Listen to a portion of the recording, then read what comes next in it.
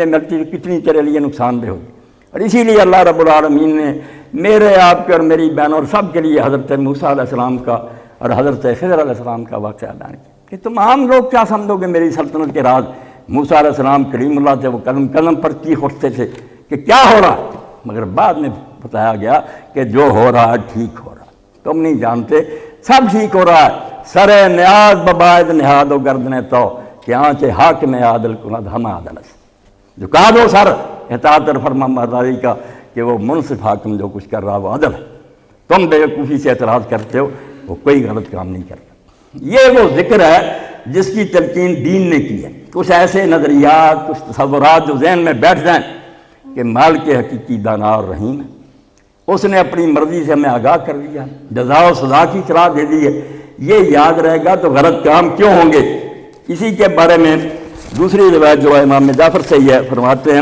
کہ جو اللہ سے ڈرتا وہ کیا کرتا، ہم کیا کرتے ہیں کہ اللہ کا ڈر ہے، بڑا خوف ہے، کرتے کچھ نہیں۔ فرمایا ایسا نہیں، اللہ کا ذکر اگر ہوگا تو پھر یہ بات ہوگی، اللہ کے ذکر سے یہ لازماً نتیجہ نکلے گا، لا یکون المومن مومنا حتی یکون خاشعا راجیا۔ مومن مومن ہی ہو سکتا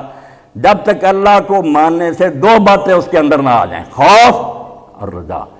اللہ کا ڈر اور اللہ کی امید۔ ولا یکون خائفا راجیا حتی یکون عاملا لما یخاف ویرجو، اور یہ بھی بات زبان سے نہیں ہوگی کہ میں امید رکھتا ہوں اور ڈرتا ہوں، اگر وہ اللہ سے ڈرتا ہوگا اور اللہ سے انعام کی امید رکھتا ہوگا تو وہ ضرور ان چیزوں سے بچے گا جن سے وہ ڈر رہا ہے۔ یہ نہیں کہ کہتا ڈرتا ہوں، کام وہی کرتا جائے جس پر عذاب ہوگا، اور اگر کہے کہ امید رکھتا ہوں اس کے لیے محنت نہ کرے، جھوٹی امید ہے، ایسی امید کا کیا فائدہ۔ اگر امید رکھتا ہوتا دن رات کھپ جاتا، محنت کرتا۔ تو فرمایا اگر وہ اللہ سے ڈرتا ہوتا وہ کام کبھی نہ کرتا جن پر سزا کی وعید ہے، اور اگر امید ہوتی تو آدمی دن رات اس کے لیے محنت کرتا، اس توقع میں کہ مہینہ کے بعد 3-4 ہزار مزدور کو ملے گا، راتوں کو جاگتے ہیں، بچوں سے جدائی برداشت کرتے ہیں، سردی گرمی بیچارے فیکٹریوں میں جاتے ہیں، امید ہوتی ہے کہ 2,500-3 ہزار مل جائے گا، امید ہو تو آدمی اس کے لیے کام کرتا ہے۔ یہ امید کوئی نہیں کہ کرے کچھ نہ، اس کو تمنی کہا جاتا ہے کہ میں خالی آرزو ہے، پلاؤ پکانے کرنا کچھ نہیں۔ امید ہے کہ اگر توقع ہے کہ یہ زمین کھودیں گے تو موتی نکلیں گے، آپ محنت پوری کرتے ہیں، کھدائی کرتے ہیں۔ تو فرمایا مومن نہیں ہوتا جب تک وہ اللہ سے ڈرے نہ اور امید نہ رکھے، اور ڈرنے والا اور امید والا نہیں ہوگا جب تک یہ نہ کرے کہ جن چیزوں سے خطرہ ہے ان سے بچے، اور جن سے ثواب کی امید ہے وہ پوری طرح اس کے لیے محنت کرے۔ یہ ہے وہ ذکر جس کی اللہ اور اس کے رسول نے تعلیم دی ہے۔ 3 باتیں،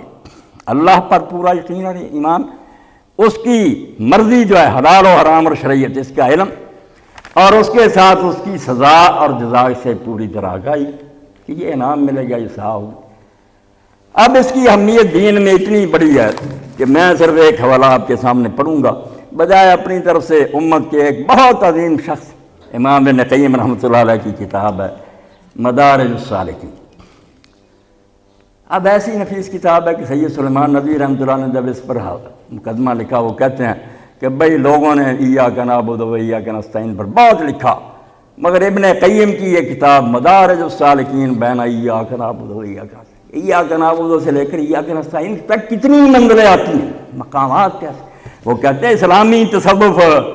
یہ جعلی تصوف جو ہے نا درویشوں کا گڑا، یہ نہیں، قرآن کا صبر اور شکر اور رضا اور توکل بیان ہوتا جاتا ہے، اور آدمی دیکھتا ہے کہ میں کیسے برابر خدا کی طرف جا رہا ہوں، کیسے کیسے مقام آ رہے ہیں، اور اللہ کی طرف سے کیسی انوار کی بارشیں ہو رہی ہیں۔ تو اس میں سے انہوں نے اس پر لکھا ہے کہ 10 طریقہ سے اللہ رب العالمین نے قرآن مجید میں ذکر کی اہمیت بیان کی۔ حقیقت تو آپ نے سن لی کہ ہر لمحہ دھیان رکھنا کہ اللہ دیکھ رہا ہے، اس کی سزا و جزا کا ڈر اور اس کی امید اور اس کی شریعت کی پابندی اور پیروی، مگر اس کے ساتھ ساتھ یہ بات کہ اللہ نے اپنی کتاب میں اتنے سٹائل اختیار کیے،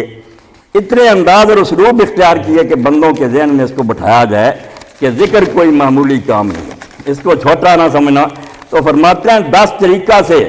اللہ رب العالمین نے اپنی کتاب میں اس کو بیان فرمایا۔ باب ذکر اللہ عز و جل والتقرب الیہ ہوا فی القرآن علی عشرۃ اوجہ۔ قرآن جب پڑھتے ہیں تو 10 طریقوں سے اللہ تعالیٰ نے اس کو لوگوں کے ذہن میں بٹھایا۔ الاول الامر بی مطلقا و مقیدا، پہلے تو حکم دیا جاتا کہ اللہ کو یاد کرو، کہیں تو وہ مطلق آتا قید نہیں، کہیں ہوتا کہ صبح و شام یاد کرو، اس کی آیتیں بھی دی ہیں، اگر یا ایھا الذین آمنوا اذکروا اللہ ذکرا کثیرا وسبحوہ بکرۃ واصیلا، اور کہیں آ جاتا ہے کہ وَاذْكُرْ رَبَّكَ فِي نَفْسِكَ تَضَرُّعًا وَخِیفَةً۔ دوسری بات فرماتے ہیں وَالثَّانِي النَّهْیُ عَنْ ضِدِّهِ مِنَ الْغَفْلَةِ وَالنِّسْیَانِ، دوسرا یہ طریقہ اللہ نے اپنایا کہ جو اس کا الٹ ہے، ضد، بھول جانا، غافل ہو جانا، اس سے روکا۔ کسی جگہ یاد کرنے کا حکم ہے، دوسری جگہ کا بھول نہ جانا، غفلت نہ پڑ جانا، یہ بھی یہی اصل میں کہنا کہ یاد رکھنا۔ وَأَمَّا النَّهْیُ عَنْ ضِدِّهِ فَكَقَوْلِهِ وَلَا تَكُن مِّنَ الْغَافِلِينَ، اللہ قرآن میں کہتا ہے کہ غافلوں میں سے نہ ہو جانا، جو اللہ کو بھول جاتے ہیں ان میں نہ ہونا۔ وَلَا تَكُونُوا كَالَّذِينَ نَسُوا اللَّهَ فَأَنسَاهُمْ أَنفُسَهُمْ، ان لوگوں میں سے نہ بننا جو اللہ کو بھول جاتے ہیں، نتیجہ کیا ہوتا ہے کہ ان کو پھر اپنی خبر نہیں بھیجی۔ کتنی بڑی بات ہے، اللہ کہتا ہے جو اللہ کو بھولتا ہے، اللہ کو بھولا، وہ اپنے آپ کو بھول گیا، پتہ ہی نہ رہا کہ میں کون ہوں، کیوں آیا ہوں، کدھر جاؤں گا، اپنے کو بھولتا ہے تو اللہ کو بھولتا ہے۔ اللہ اور کچھ نہیں، اللہ کو یاد کرنا یہی ہے کہ اپنے مبدا کو جانا کہ کہاں سے آیا ہوں، اس کا جواب اللہ کی طرف سے آیا، کیوں آیا ہوں، معاش کیا ہے، کہ اس کس لیے آیا ہوں کہ اس کے قانون کی اطاعت کروں، کدھر جاؤں گا، معاد بھی وہی ہے، لوٹ کر بھی اسی کی طرف جانا ہے۔ اپنا آغاز، اپنی زندگی اور آخر میں انجام، ان سوالوں کا جواب ہی اللہ۔ تو فرمایا جو اللہ کو بھول جاتے ہیں وہ دراصل اپنے آپ کو بھول جاتے ہیں، ان میں سے نہ ہونا۔ اور تیسرا طریقہ قرآن مجید میں آیا الثالث تاریک الفرائض باستدامتہ کثرت، تیسری بات قرآن نے یہ کہی کہ اللہ کو بہت یاد کرو اور ہمیشہ یاد کرو اگر تم فلاح چاہتے ہو، کامیابی چاہتے ہو نا،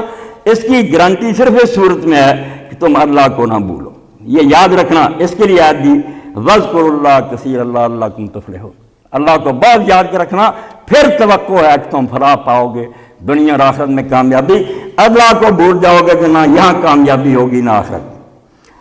اور چوتھی بات فرماتے ہیں الرابع الثناء علی اہلہ والاخبار بما اعد لهم من الجنۃ والمغفرہ، چوتھا طریقہ اللہ نے یہ اپنایا کہ ذکر کرنے والوں کی تعریف بڑی کی اور ان کے بارے میں جو اللہ نے جنت اور مغفرت تیار کی ہے اس کا بیان فرمایا۔ ان المسلمین والمسلمات سے لے کر والذاکرین اللہ کثیرا والذاکرات اعد اللہ لهم مغفرۃ واجرا عظیما، جو اللہ کو بہت یاد کرنے والے مرد عورتیں ہیں، اللہ نے ان کے لیے بخشش تیار کر رکھی ہے اور بہت بڑا انعام تیار کر رکھا ہے۔ اور پانچواں طریقہ الخامس الاخبار عن خسران من لہانہ بغیر، جو اللہ کو بھول کر دوسری چیزوں میں پھنس گیا، کوئی معاشی حالت درست کرنے کے لیے کوئی اقتدار کے پیچھے پڑ گیا، فرمایا جو اللہ سے غافل ہو کر دوسری چیزوں میں پڑا ان کے لیے پانچویں چیز قرآن نے یہ بتائی کہ وہ تباہ ہو، وہ خسارے میں ہیں، برباد ہیں۔ اس کا بھی ذکر کر دیا یا ایھا الذین آمنوا لا تلھکم اموالکم ولا اولادکم عن ذکر اللہ ومن یفعل ذلک فاولئک هم الخاسرون، جو اولاد کی محبت میں اور مال کی محبت میں اللہ کی یاد سے غافل ہو جائیں گے، ایسے لوگ تباہ اور برباد ہو جائیں گے۔ والسادس انہ سبحانہ تعالی جعل ذکرہ لهم جزاء لذکر اللہ، اور چھویں بات یہ کہی جو جان فضا کرنے والی ہے کہ اللہ نے ان کے ذکر کا انعام یہ بیان کیا کہ جو مجھے یاد کرتے ہیں میں ان کو یاد کرتا ہوں۔ مولوی صاحب جب لکھتے ہیں ولا ذکر اللہ اکبر پر دوسری تشریح بھی کی، مگر وہ فرماتے ہیں یار لطیف تشریح یہ ہے کہ تمہارا اللہ کو یاد کرنا بہت معمولی بات ہے، تم کیا یاد کرتے، ولا ذکر اللہ اکبر، جو پھر اللہ تمہیں یاد کرتا ہے فاذکرونی اذکرکم، وہ بہت بڑا انعام، وہ یاد کرے نہ بلائے، ہر حال میں خبر گیر رہے، ساتھی رہے کہ تو مجھے یاد رکھتا ہے، میں تیرے ساتھ، میں نہیں تجھے بھولوں گا، تیری ہر ضرورت کا کفیل ہو جاؤں گا۔ اور السابع الاخبار بان اکبر من کل شیء، اور ساتواں انداز قرآن نے یہ اپنایا کہ ذکر کو ہر شے سے بڑا قرار دیا، ولا ذکر اللہ اکبر، باقی ساری باتیں اس کے نیچے ہیں، اللہ کا ذکر سب سے بڑی بات ہے۔ الثامن انہ جعل خاتمۃ الاعمال الصالحہ کما کان مفتاحها، اللہ نے یہ بات بھی کہی کہ ہر عبادت کا خاتمہ بھی ذکر ہے، شروع بھی ذکر ہے۔ اب نماز آپ دیکھیں اللہ اکبر سے شروع ہوئی، بعد میں بھی ذکر پر ہی ختم ہوتی ہے۔ حج ہے، جاتے ہیں لبیک اللہم لبیک سے شروع ہوتا، اور آپ میدان عرفات سے لوٹتے ہیں جہاں وعدہ ہے کہ اس میدان میں جو بھائی بہن پہنچ گیا اللہ نے اس کو بخش دیا۔ مگر قرآن نے کیا کہا، اس بات کا خاتمے میں اسی پر ٹھہرا کہ جب تم عرفات سے لوٹو اور مشعر الحرام میں ٹھہرو، واذکروا اللہ عند المشعر الحرام، اللہ کی یاد ابھی نہیں ختم ہونی چاہیے، بے شک بخشے گئے ہو مگر یہاں بھی اللہ کو یاد کرو۔ ہم یہ زکوٰۃ ادا کرتے ہیں کیا ہے؟ اس کے بارے میں اللہ کے رسول علیہ السلام دعا کرتے تھے، اللہ مجعل مغنم ولا تجعل مغنم، اے اللہ یہ میرا صدقہ اور میری یہ زکوٰۃ میرے لیے غنیمت ہو، اس میں اجر مجھے ملے، یہ میرے لیے چٹی نہ بن جائے تاوان کے، مال بھی گیا اور ملے بھی کچھ نہ، ہر لمحہ دیکھیں۔ روزہ ختم ہوتا ہے، اللہ کے رسول علیہ السلام فرمایا جب روزہ چھوڑو اس وقت جو دعا تم افطار کے وقت کرو گے قبول ہوگی۔ اب میری اور آپ کی دعائیں تو شاید پتہ نہیں ہماری کیا تمنا ہے، مگر قربان جائیں حضرت عبداللہ بن عمرو بن العاص رضی اللہ تعالیٰ عنہ کی کہ جب روزہ افطار کرتے